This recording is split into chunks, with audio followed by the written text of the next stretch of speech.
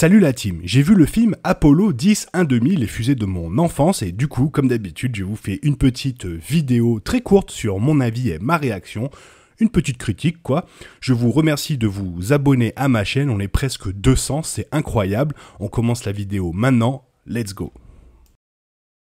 Une mission? Pour faire quoi?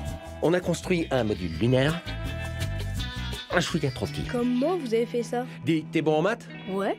T'as eu 20 sur 20 à tous tes contrôles?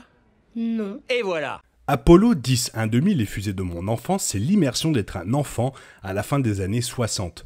La narration de Jack Black est étrangement plate compte tenu de la touche habituelle de l'interprète, mais elle correspond au modèle des faits du film. L'animation dans son ensemble rappellera aux fans le scanner Darklight, mais les flashbacks et les images présentent un changement presque similaire mais sensiblement différent qui est plus que bienvenu. Le scénariste-réalisateur Richard Linklater semble obsédé par la réalisation de films sur lui-même dans sa jeunesse et apparemment aime les tours de magie, car le scénario d'Apollo 10-1/2, les fusées de mon enfance, a un tour ou deux dans sa manche. Stan est un enfant normal de 9 ans vivant à la fin des années 60 au Texas. Sa sœur travaille à Baskin-Robbins, son frère tond des pelouses, son père travaille à la NASA et Stan aussi, du moins pour le moment.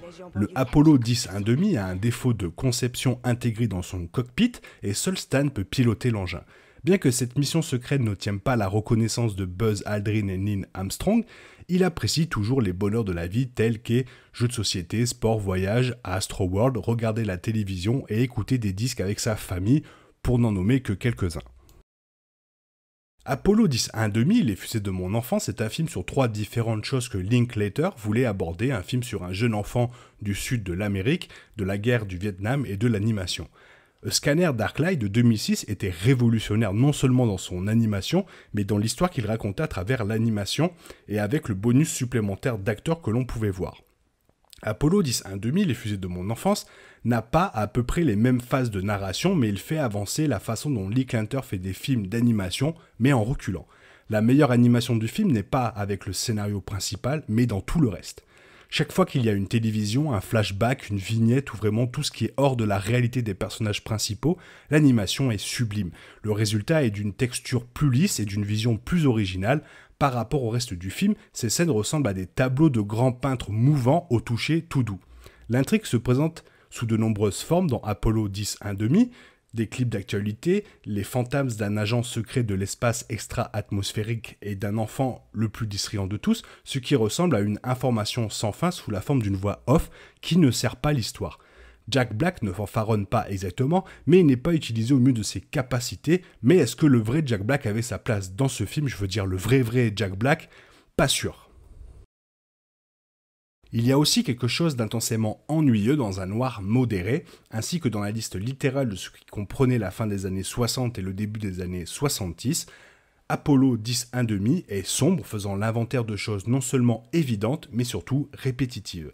Si le film se déroulait à l'ère moderne mais ne concernait pas l'atterrissage sur la Lune, il pourrait y avoir de la place pour un contexte sur le thème du temps. Cependant, parce que le public est tellement ancré dans le moment, chaque référence qui n'est pas spécifique au Texas semble injustifiée.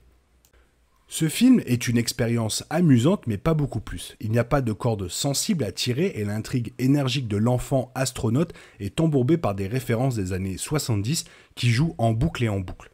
C'est toujours fantastique qu'un film comme celui-ci puisse être réalisé aujourd'hui et les fans inconditionnels de l'animation ainsi que ceux qui apprécient le travail de Linklater apprécieront probablement ce film.